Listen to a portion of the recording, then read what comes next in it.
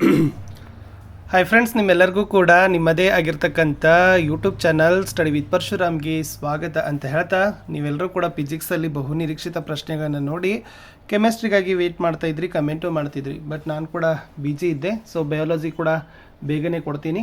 So ವಿಡಿಯೋನ like, share ಮತ್ತು subscribe ಮಾಡೋದನ್ನು ಮಾತ್ರ ಮರೆಯದಿರಿ.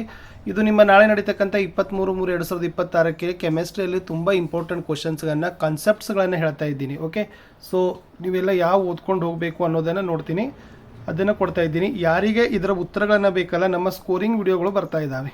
ಓಕೆ, ಸ್ಕೋರಿಂಗ್ ವಿಡಿಯೋಗಳಂತ ಆಲ್ರೆಡಿ ಹಾಕಿದ್ದೀವಿ. ಸೊ ಪ್ರತಿ ಪಾಠದ LBದಲ್ಲಿರ್ತಕ್ಕಂಥ ಪ್ರಶ್ನೆಗಳು ಅಲ್ಲಿ ಇದರ ಎಲ್ಲ ಉತ್ತರಗಳಿದ್ದಾವೆ. ಸುಮ್ಮನೆ ನಮಗೆ ಕಮೆಂಟ್ ಮಾಡಲಿಕ್ಕೆ ಹೋಗಬೇಡಿ. ಈ ಪ್ರಶ್ನೆ ಉತ್ತರಗಳನ್ನೆಲ್ಲ ಸ್ಕೋರಿಂಗಲ್ಲಿದ್ದಾವೆ ನೋಡಿ. ಈ ಪ್ರಶ್ನೆಗಳಂತ ಮೋಸ್ಟ್ ಇಂಪಾರ್ಟೆಂಟ್ ಇದ್ದಾವೆ. 99% ಶೋರನ್ನೇ ಮಾಡಿ ನಾವು ಏನು ಮಾಡಿದ್ದೀವಿ, ನಿಮಗೆ ಪುಟ್ ಮಾಡಿದ್ದೀನಿ. ಎಸ್, ಫಸ್ಟ್ ರಾಸಾಯನಿಕ ಕ್ರಿಯೆ ಮತ್ತು ಸಮೀಕರಣದಲ್ಲಿ ಸೊ ಟೋಟಲಿ 2 ಕ್ವಶನ್ಸು 4 ಮಾರ್ಕ್ಸು ಬರ್ತದೆ. ಅಲ್ಲಿ ವಿಶೇಷವಾಗಿ ನೀವು ಏನೆಲ್ಲ ಸಿಂಪಲ್ಲಾಗಿ ಬ್ಯಾಪಟ್ ಮಾಡ್ಕೊಳ್ತಕ್ಕಂಥ ಅಂಶ, ರಾಸಾಯನಿಕ ಕ್ರಿಯೆ ಅಂದ್ರೇನು, ರಾಸಾಯನಿಕ ಸಮೀಕರಣದ ಅರ್ಥ, ಅದು ಸಿಂಪಲ್ಲಾಗಿ ಬರಬೇಕು. ರಾಸಾಯನಿಕ ಸಮೀಕರಣವನ್ನು ಏಕೆ ಸರಿತೂಗಿಸಬೇಕು ಅನ್ನೋದು ಅದು ವೆರಿ ಮೋಸ್ಟ್ ಇಂಪಾರ್ಟೆಂಟ್ ಅದ. ಇನ್ನು ರಾಸಾಯನಿಕ ಕ್ರಿಯೆಯಲ್ಲಿ 4 ವಿಧಗಳು ಬರ್ತವೆ: ವಿಭಜನೆ, ಸಂಯೋಗ, ಸ್ಥಾನಪಲ್ಲಟ, ದ್ವಿಸ್ಥಾನಪಲ್ಲಟ. ಅದರ ಅರ್ಥ ಪ್ರತಿಯೊಂದಕ್ಕೂ ಒಂದು ಸಮೀಕರಣವನ್ನು ನೀವೇನು ಮಾಡಬೇಕು, ಕಲಿಬೇಕು. ಓಕೆ, ಇನ್ನು ಅಂತರುಷ್ಣಕ ಕ್ರಿಯೆ ಮತ್ತು ಬಹಿರುಷ್ಣಕ ಕ್ರಿಯೆ ನಡುವಿನ ವ್ಯತ್ಯಾಸ, ಇದು ಕೂಡ ಮೋಸ್ಟ್ ಇಂಪಾರ್ಟೆಂಟ್ ಇದೆ. ಇದರ ಅರ್ಥ ಬರಬೇಕು, ಇದಕ್ಕೊಂದು ಸಮೀಕರಣ ಕಲಿಬೇಕು.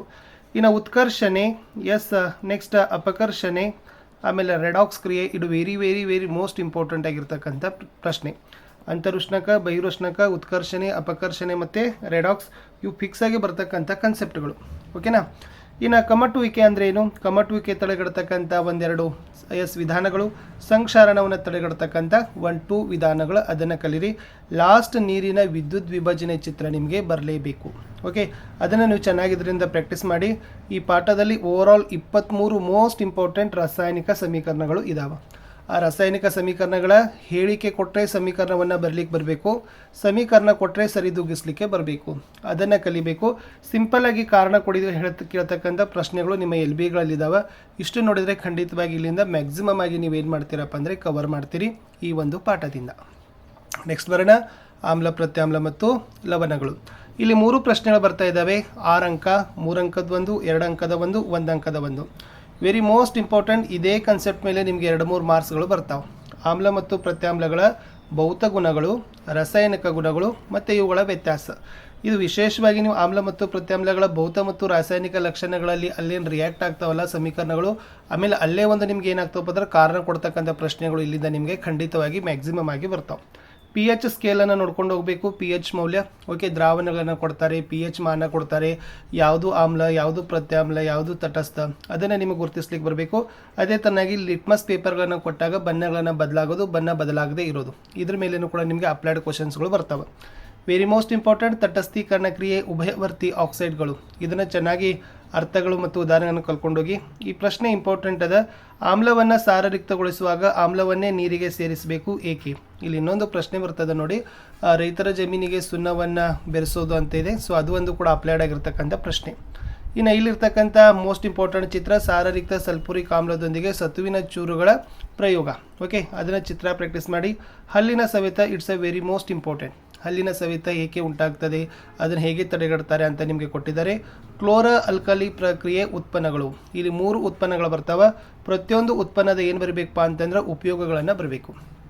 ಯಾವೆಲ್ಲ 3 ಉತ್ಪನ್ನಗಳಿದಾವೆ ಅದರ ಉಪಯೋಗ. ಚಲುವೆ ಪುಡಿ, ವಾಷಿಂಗ್ ಸೋಡಾ ಮತ್ತು ಪ್ಲಾಸ್ಟರ್ ಆಫ್ ಪ್ಯಾರಿಸ್, ಇವುಗಳ ರಾಸಾಯನಿಕ ಹೆಸರೇನು, ಇವುಗಳ ಅನುಸೂತ್ರ ಏನು, ಇದನ್ನು ಹೇಗೆ ತಯಾರಿಸ್ತಾರೆ, ಇದರ ಹೇಗೆ ಉಪಯೋಗ. 2 to 3 ಮಾರ್ಕ್ಸ್ ಇಲ್ಲೇ ಏನಾಗ್ತದಪ್ಪ ಅಂದ್ರೆ ನಿಮಗೆ ಕವರ್ ಮಾಡ್ತಾರೆ. ಓಕೆ, ಇಲ್ಲಿಂದ ಫಿಕ್ಸ್ ಆಗಿ ಬರ್ತಕ್ಕಂಥ ಪ್ರಶ್ನೆ, ಚಲುವೆ ಪುಡಿ, ವಾಷಿಂಗ್ ಸೋಡಾ, ಪ್ಲಾಸ್ಟರ್ ಆಫ್ ಪ್ಯಾರಿಸನ ರಾಸಾಯನಿಕ ಹೆಸರು, ಅನುಸೂತ್ರ, ಹೇಗೆ ತಯಾರಿಸ್ತಕ್ಕಂಥ ಪ್ರಕ್ರಿಯೆ ಮತ್ತು ಉಪಯೋಗ ನೋಡ್ಕೊಂಡೋದ್ರೆ ಈ ಪಾಠದಲ್ಲಿ ಇವೇ ನಿಮಗೆ ಬರ್ತಕ್ಕಂಥ ಮೋಸ್ಟ್ ಎಕ್ಸ್ಪೆಕ್ಟೆಡ್ ಕ್ವಶನ್ಸ್.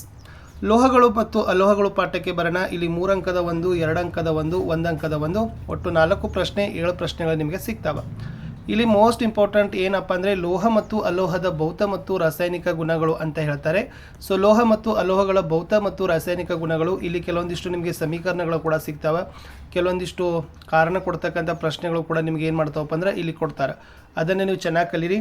ಲೋಹಗಳು ಗಾಳಿ, ನೀರು, ಆಮ್ಲ ಜೊತೆಗೆ ವರ್ತಿಸಿದಾಗ ಏನೇನು ಬಿಡುಗಡೆ ಮಾಡ್ತವೆ, ಇಲ್ಲಿನೂ ಕೂಡ ಏನಾದವಪ್ಪ ಅಂದರೆ ಸಮೀಕರಣ ಇದಾವೆ. ಓಕೆ, ಇದೆಲ್ಲ ರಾಸಾಯನಿಕ ಗುಣಗಳಲ್ಲಿ ಮತ್ತು ಭೌತ ಗುಣಗಳಲ್ಲಿ ಬರ್ತಕ್ಕಂಥ ಕಾನ್ಸೆಪ್ಟ್. ಅದನ್ನು ನೀವು ಚೆನ್ನಾಗಿ ಪ್ರಾಕ್ಟೀಸ್ ಮಾಡಿ, ಪುಸ್ತಕದಲ್ಲಿದೆ. ಓಕೆ, ಕ್ರಿಯಾಶೀಲತೆ ಸರಣಿ, ಇದನ್ನು ನೋಡ್ಕೊಂಡು ಹೋಗಿ. ನಿಮಗೆ ಕ್ರಿಯಾಶೀಲತೆ, ಲೋಹಗಳ ಕ್ರಿಯಾಶೀಲತೆ ಸರಣಿಯನ್ನು ಕೊಡ್ತಾರೆ, ಅದನ್ನು ನೀವು ಪತ್ತೆ ಮಾಡ್ತಕ್ಕಂಥದ್ದು. ಮಿಶ್ರಲೋಹ, ಓಕೆ, ಅಲಾಯ್ಸ್ ಅಂತ ಕರೀತಾರೆ. ಸೊ ಮಿಶ್ರಲೋಹ, ಅದರಲ್ಲಿ ಕೆಲವೊಂದಿಷ್ಟು ಪ್ರಮುಖ ಮಿಶ್ರಲೋಹಗಳನ್ನು ಕೊಟ್ಟಾಗ ಯಾವ್ಯಾವ ಘಟಕಗಳ ಮಿಶ್ರಲೋಹದಿಂದ ಆಗಿದ್ದಾವೆ ಅನ್ನೋದು ಇಂಪಾರ್ಟೆಂಟ್. ಲೋಹೋದ್ಧರಣ, ಇಟ್ಸ್ ಅ ವೆರಿ ಇಂಪಾರ್ಟೆಂಟ್. ಸಂಕ್ಷಾರಣ, ಓಕೆ, ಸಂಕ್ಷಾರಣ ನೋಡ್ಕೊಂಡು ಹೋಗಿ. ಉಭಯವರ್ತಿ ಆಕ್ಸೈಡ್ಗಳು, ಇದು ಕೂಡ ವೆರಿ ಮೋಸ್ಟ್ ಇಂಪಾರ್ಟೆಂಟ್. ಅಯಾನಿಕ್ ಸಂಯುಕ್ತದ ಅರ್ಥ ಮತ್ತು ಲಕ್ಷಣಗಳು, ಇಲ್ಲಿ 4 ಲಕ್ಷಣಗಳು ಬರ್ತಾವೆ. ವಿಲೀನವಾಗೋದು, ಘನ ಅಂತ ಇದೆ ನೋಡಿ, ಅದು ನೋಡ್ಕೊಂಡೋಗಿ. ಈ ಪಾಠದಲ್ಲಿನೂ ಕೂಡ ನಿಮಗೆ ಸಮೀಕರಣ ಮತ್ತು ಕಾರಣ ಕೊಡಿ. ಇದರ ವಿಶೇಷವಾಗಿ ರಾಸಾಯನಿಕ ಗುಣಗಳಿದೆ ನೋಡಿ, ಆ ರಾಸಾಯನಿಕ ಗುಣಗಳಲ್ಲಿ ನಿಮ್ಗೆ ಏನಾಗ್ತಾವಪ್ಪ ಅಂದ್ರೆ ಲೋಹ ಮತ್ತು ಅಲೋಹದ್ದು. ಸೊ ಇಲ್ಲಿ ನಿಮಗೆ ಕಾನ್ಸೆಪ್ಟ್ಗಳು, ಈ ಪ್ರಶ್ನೆಗೆ ಉತ್ತರಗಳು ನಿಮಗೆ ಸಿಗ್ತವೆ.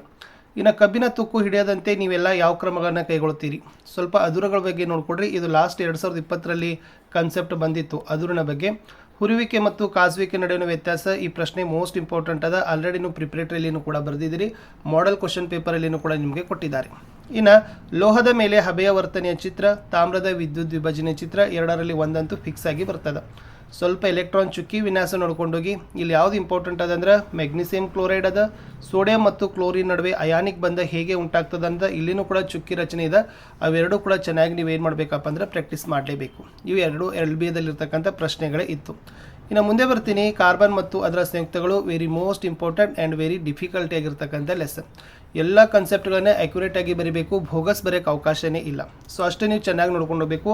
ಕಾರ್ಬನ್ ಬಂಧ, ಸಹವೆಲೆನ್ಸಿ ಬಂಧ, ಇದು ವೆರಿ ವೆರಿ ಮೋಸ್ಟ್ ಇಂಪಾರ್ಟೆಂಟ್ ಅದ. ಕಾರ್ಬನ್ ತನ್ನ 4 ಪರಮಾಣುಗಳು ಅಂತ ಫಸ್ಟಿಗೆ ಕೊಟ್ಟಿದ್ದಾರೆ ನೋಡಿ, ಅದು ಕಾನ್ಸೆಪ್ಟ್ ನೀವು ಚೆನ್ನಾಗಿ ಏನು ಮಾಡಬೇಕಂದ್ರೆ ಬಹೆಟ್ ಮಾಡಲೇಬೇಕು. ಇನ್ನು ಕ್ರಿಯಾ ಗುಂಪುಗಳು, ಅನುರೂಪ ಸರಣಿ, ಸೊ ಅನುರೂಪ ಶ್ರೇಣಿ ಇದೆ, ಅದನ್ನು ನೋಡ್ಕೊಳ್ರಿ.